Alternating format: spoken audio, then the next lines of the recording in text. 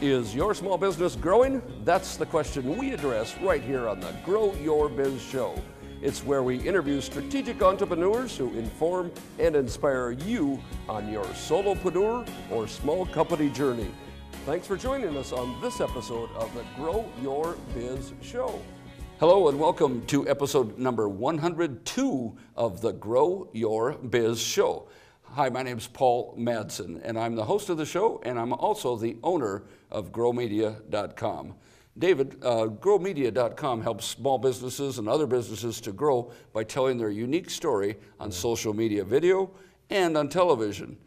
Right. We'll be back and learn about Dave's unique story right after this message. ActionCoachOmaha.com is the global leader in business coaching for small businesses and businesses of all sizes. If you need to clarify your business and if you need to have some accountability in your business, contact Jim Barger at ActionCoachOmaha.com. Welcome back. I am here with Dave Mitchell, the owner of Gamers. Dave, welcome to the show. Hey, nice to have you. Hey, good to have you here and good to see you, and I'm glad you could come out today for this. You've got a great story and we're going to learn all about that. Hey, let's just jump right in, Dave. Tell us, what business are you in? So I'm in a business called Gamers. It's a building in a business where we can actually have a community for gamers locally. Okay. It's been around for 25 years, and that's pretty much it. So we do buy, sales, or trades for people here in the Omaha and Lincoln area. Well, I heard community in there, and so I mean the gaming community is a big one, first of all, and it's a tight knit group. I mean they're very passionate about their games, aren't they? Right. And I mean what falls under the community? I mean there's retail, there's buying, there's selling, there's repairing, there's used, there's new. Tell us more. So as far as in the community, so we do quite a bit actually. We buy in pretty much all video games besides like a couple here and there, like old PC games. You buy used? So we buy them in used for people. So you could be able to come in, it's like a pawn shop, and people could be able to come in and sell us their game consoles. And then what we do is we could buy them for cash, or we can actually trade them in, where they can be able to trade that item in and be able to receive a certain amount of value for that item into another item. So if someone came in with a PS4, they could be able to use that the credit for that PS4 and trade it in for an Xbox One. They move up. It reminds me of I went to Half Price Books once, and I had a bunch of books, whole bunch of old books and whatever to get rid of, right? Yeah. And I bring them up there, and they say, okay, we're gonna look it all over, and we'll be back to you. We'll announce you, call you back up in about 10 or 15 minutes. Right. Well.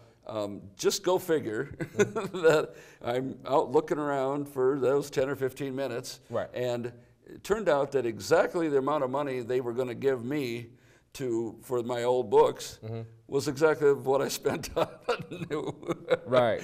So I don't know who won on that deal.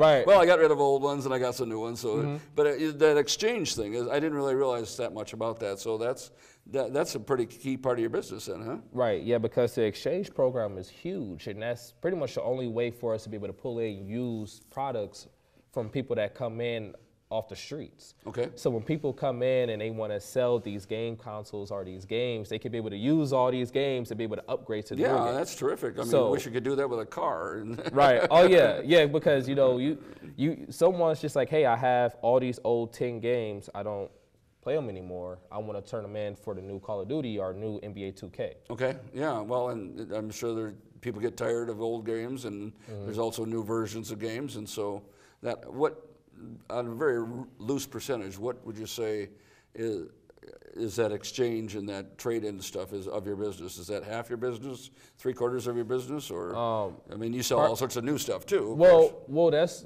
98. That's 98%. Oh, it is okay.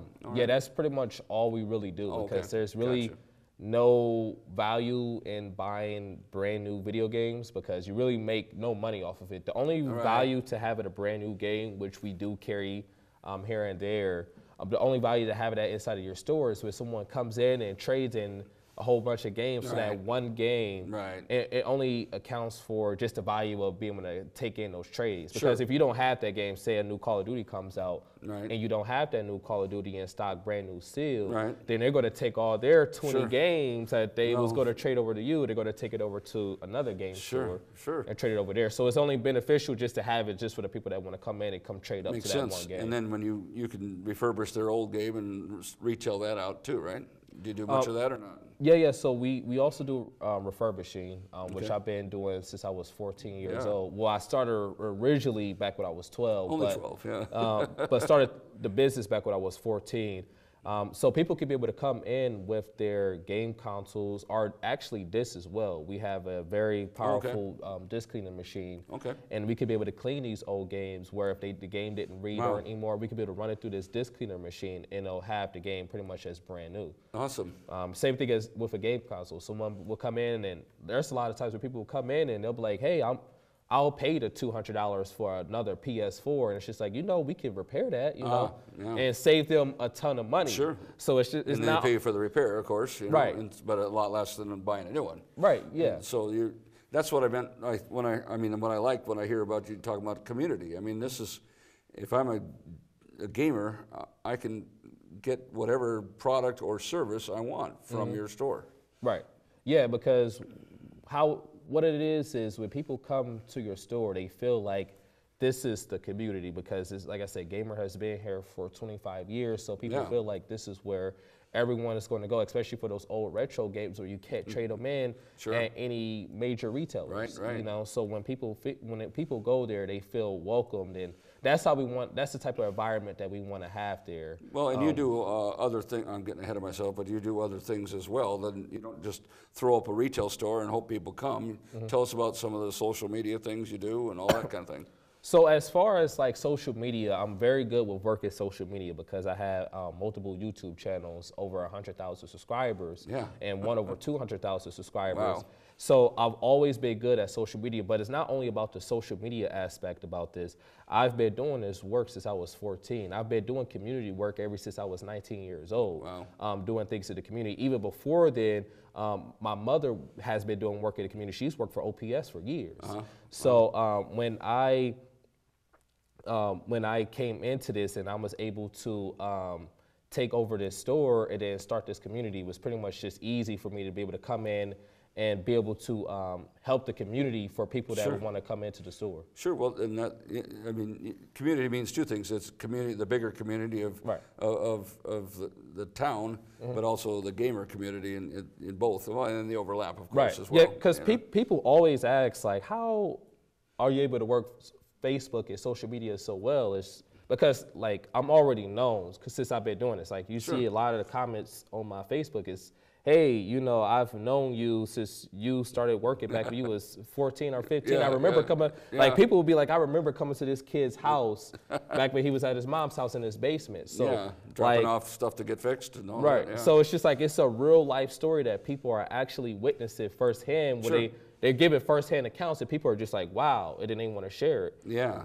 So that's how I was able to work Facebook just so well. Well, in time, I mean, you're younger and you're skilled with these tools, but you put in the time, is what I hear as well. And that ties real closely in with my next big question. It's just, tell us why, Dave. Why are you in business, and why are you in this business? Well, the reason why I'm actually in business is for a couple things. When I started this business back when I was 14, doing video game repairs, I was out of my mother's house, out of her basement.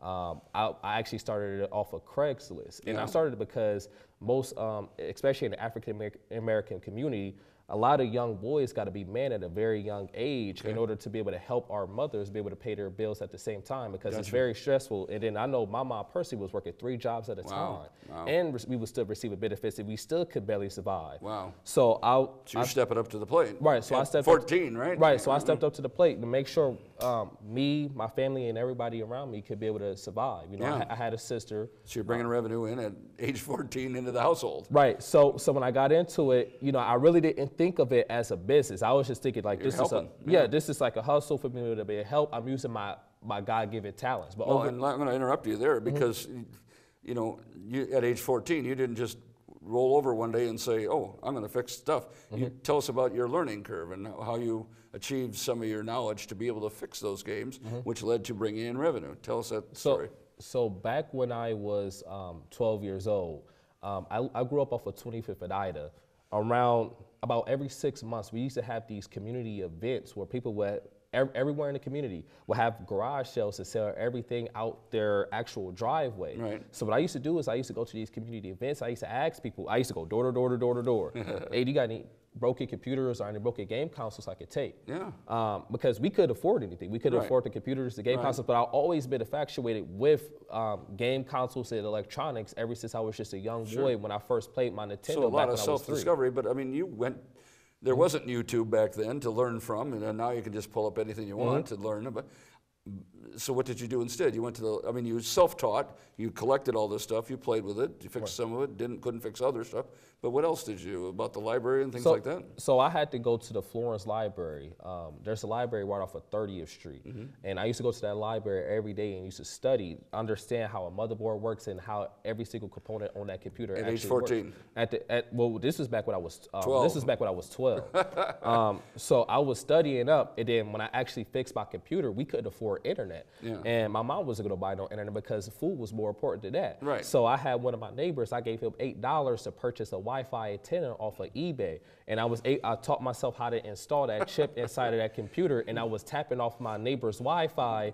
And then when I started to tap off their Wi-Fi, I started to do more Google research on how to repair the rest of the game. You had access to the internet, didn't have to go to the library and work with their short hours. Right, yeah, because how I ended up working out, all my family members used to come over and say, hey, nephew, repair this game console, repair this. So people started having me repair their things. Once they figured out, once they figured out that, dang, you repaired your own electronics, repaired it. So that was kind of the learning curve that I had. I had to just learn off just to dribble.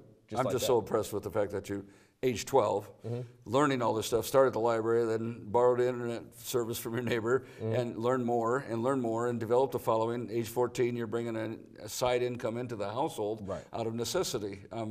You know, how many of us think that, you know, oh, I can't do this, I can't do that, you know, and Dave had all sorts of barriers in front of him, but yet he muscled through, he taught himself everything, he made it happen, and that's an incredible story. Well, what happened next? You started developing this this following of people getting their stuff repaired with you.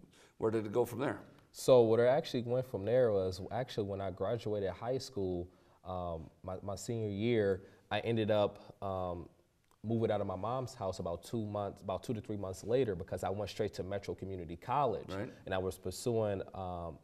You won't believe this, my college degree, my master's in music, because I love music. I've been a drummer. Doesn't surprise me. Yeah. Right, I've been a drummer all my life.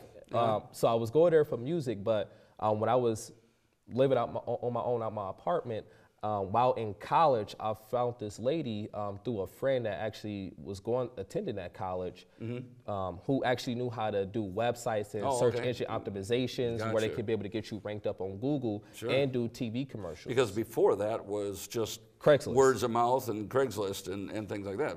But then you met a person through your schooling and through your friends that helped you get more of an online true presence. Is that when social media started for you as well, or not? So social media. I mean, you got the good website going, and you got some Google traffic, and started building things that way. But was social media part of it then, or not? So social media really didn't start for me until I actually opened up my store back when I was 19, which was called Game Repair Shop. I was doing video game repair. That was the main base, but I was also doing a little bit of video game retail as well, just because I couldn't afford it. I started the store with $5,000. Right. That's pretty lean. Right. So when I got into the business, then that's when I started to study how social media worked, because I really wasn't a social media person before that. I was more just I wanted to really just go out there and go work. I really didn't care for all the fame or the glory, anything that I actually even did for people or in the community or helping the homeless. I didn't even really want it out there on social media, because I didn't really like it at the time. And plus, for me, it was still very brand new around that time. And you were new at it, and it was new in general, right? Right. So when I started to learn more about Facebook and just learn how it works, I just slowly started to accumulate all these people who was my previous repairs back when I was just a child. You've got a customer base. Right, so it's just started at age 12, you built a customer base. Right, so yeah, pretty much it was just like all these people said, oh yeah, you repaired my game console. I see you got a Facebook now. I'll come and get my things. It's just like, wow, this actually works. Like this is more than just getting out here just to talk to people and waste time. Like you can actually utilize this for your business. Yeah. So then that's when I understood, really understood how social media really worked at that time. And then you ran with that ball. I mean, you built it into some channels and things like that, and tell us some more about that. So I mean, you were encouraged by some of the social media response, and then you did what with YouTube after that? So what I ended up doing was I had to close down both of my stores. So I had 2 stores. I opened up my second store I would think I was about 2021.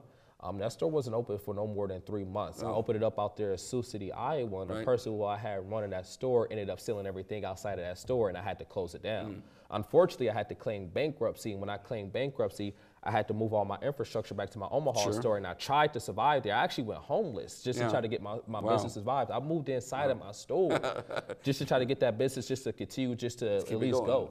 But I couldn't do it because I was catching a lawsuit from the landlord out there in Sioux City, Iowa, and it was just I was too much in debt for all that money that I lost out there. So after that, I started doing YouTube. I was doing YouTube every night anyways. I was playing video games and I was doing things of that nature because I love video games. I sell video games and I also love them at the same time. Go figure, So I ended up closing down my store, liquidating everything out, and then I moved into an office building down in downtown Omaha where I was actually fully pursuing YouTube. And when I started fully pursuing instead of the retail thing, because you had the double hit with retail and lost your inventory and your partner and all this stuff, you kind of are pivoting to, I'm going to go to a low inventory content creation role. Right, because it's been something I've always been gifted at. I've always been good at acting and being in front of a camera. It's something I always wanted to do anyways, even as a child. So when I went into start to do content creation, I started to also do this streaming service called Twitch. Well, what you could do is you could get over here, you could play video games. So my thing was more than just playing a video game. I was also being a comedian at the same time. I was doing comedy, and I had this whole act and this whole character where people loved it and they wanted to see more. It was just very intriguing. At first, I was just like, wow, people actually like this. I started to get donations. Things were starting to work, and I was making a couple $1,000s a month starting off.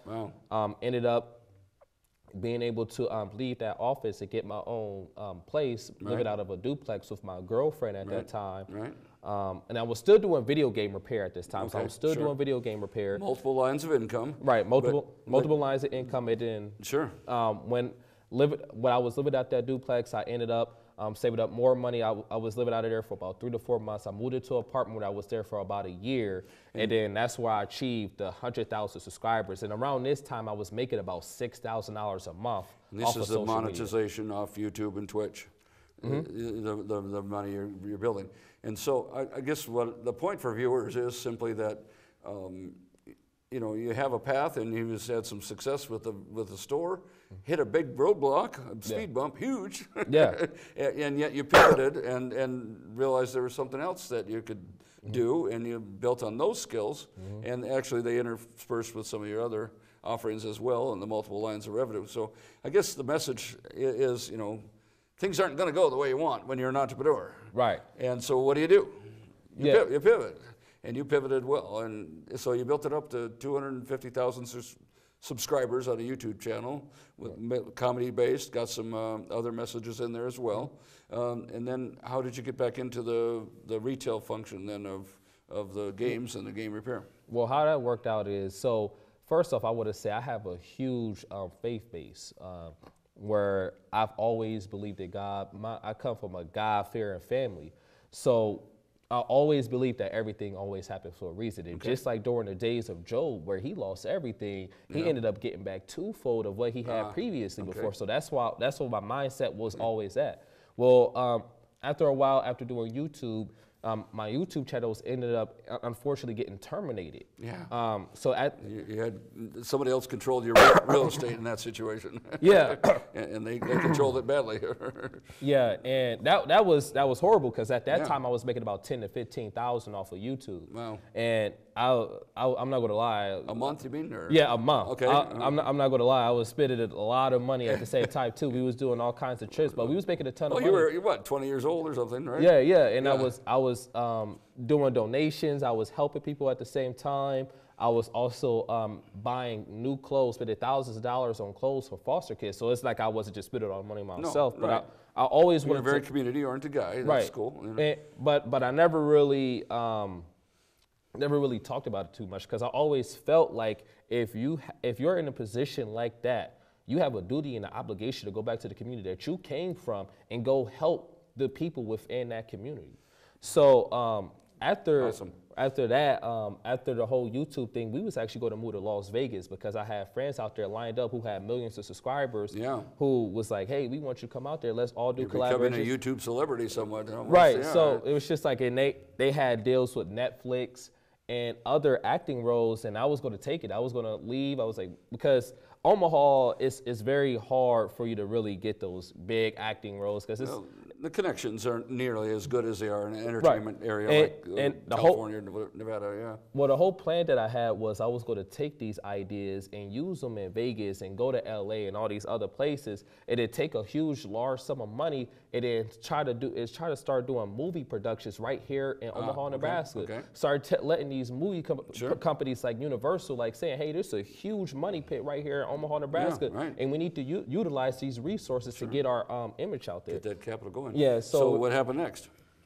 So after that, Gamers ended up shutting down September 26th, which is one of our old Gamers. Yeah, the old Gamers. They had at their peak they had 14 locations, 8 in Omaha, and they had the rest right here in Nebraska. And they been around for 25 years, but they originated in Omaha off of 72nd and Dodge. That was their first location. Okay. And the oldest game store in the state of Nebraska. Yeah. And been around forever. Yeah. After they closed down, I spoke with the owner of that building, and he was like, hey, you should just open up another game store here because you had your own stores. He was like, you should just open up a game store next door and then just leave the gamer signs up. That was like his whole plan at first, was like, just open up another game store, just leave the gamer signs up, and just have people thinking. But I ended up reaching out to a person who I knew who had liquidated all my previous inventory off when I had closed down my store when I was off of 125th Center. Okay. And when I reached out to him, we made a deal like, hey, You came up with some inventory and you got the space. Yeah. So we got the space, and I ended up leaving out with the deal where I would take 100% ownership of the name Gamers, and he would take that space off of 72nd and Dodge and open it up as his own game store. Gotcha. So I took it. I opened up my first store February 10th off of 124th Center, which was actually Gamer. Which year was it? 18 or 19? This was 2019. February 20. Not very long ago. This year, yeah. Okay. Right. Yeah, but Gamers was already previously there. Gamers had been off of Center for about. Yeah. Again, you're a man of opportunity. You saw an opportunity there. You made a deal with a former owner who was getting out of it, and you made it happen based on your passions and your skills as well. Yeah. And not only did you get that started and had a good churn of product and things like that, but you went on to open another store, and tell us the rest of that story. So after I opened up that store February 10th, things was going very, very well for us because I was utilizing social media, getting to up to some videos like 500,000 views on Facebook. Wow. Unpaid, not paying for ads, no nothing, just putting it out there. Wow. Because a lot of people knew who I was. A lot of people was very happy and grateful that I was bringing back. Yeah, you're back. Bringing back. But also I spent my life savings on this business. This is something where nothing was handed down to me besides some of the infrastructure that was left over from the old previous Gamers, which I mean like some of the old counters and stuff like that. Yeah. But as far as like all the inventory, I just invest all my own money. Right. And I ended up opening up my second store out there in Lincoln, Nebraska off of 27th and Superior. Okay. And that's been there for about maybe 20 years at that location. Gotcha. So that location already had its name built up. But I opened up that location, if I can remember right, August 28th. Right, and then now the third chapter of the story is what? Now the third chapter, or final chapter of this year. Don't say final. Final chapter of this year this because year. Yeah, okay. It's late, yeah. Since the year is coming to a close, opened up my third store in the West Rose Mall and actually 2 weeks. Black Friday. Black Friday? Yep, Black awesome. Friday.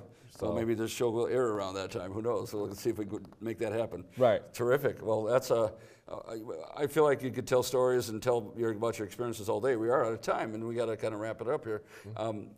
You know, you're a fascinating person. You've made so many things happen for yourself, and you've had so many speed bumps you've hit and overcome all of them, and you're on your way. I mean, who knows what's the future hold for you? So the future holds for me is after this year, I'm actually running for city council for the 2nd district that right now. Oh, okay. Yeah, I moved back into my community that I grew up in and I love dearly. That I wanted to, because my aunt used to always tell me back when I was just a young boy. She used to tell me that you have to fight for the community within the community. Mm-hmm. So we ended up moving back into the community, and I wanted to run for city council in conjunction with other people who's actually in positions of power within our government. Interesting. In order to help hopefully create change and be able to help our community grow. Well, I can only imagine with your background and your ability to make things happen, I can only imagine a bright political future for yourself and wanting to make, because you're motivated by the right things. You want to make things happen. 30 seconds, Dave. What advice do you have for aspiring entrepreneurs? So the advice that I have is never give up. Things is going to come where roadblocks, it might seem like everything is coming to an end, everything is coming to a close, but just never give up, keep on going, and always put that energy forth and keep your faith in the Most High God. But yeah, just keep on going, because a lot of things happen for me. Things shouldn't just get handed down to me, where I actually had to keep on working and persevering. Oh, man. And everything is just working up. Every time I lose something, I gain it back twofold. Well, that's an amazing story. Lots of perseverance there, and Dave, you have a fantastic story. I really encourage people to learn more. We'll have all his contact information on the show notes and such. And Dave, thank you so much for sharing with us today. Glad to have you here. Please tune in next week for another episode of the Grow Your Biz show. Go ahead and visit growmedia.com to learn about how I can help you with telling your story on social media as well. And until then, go on out and grow something.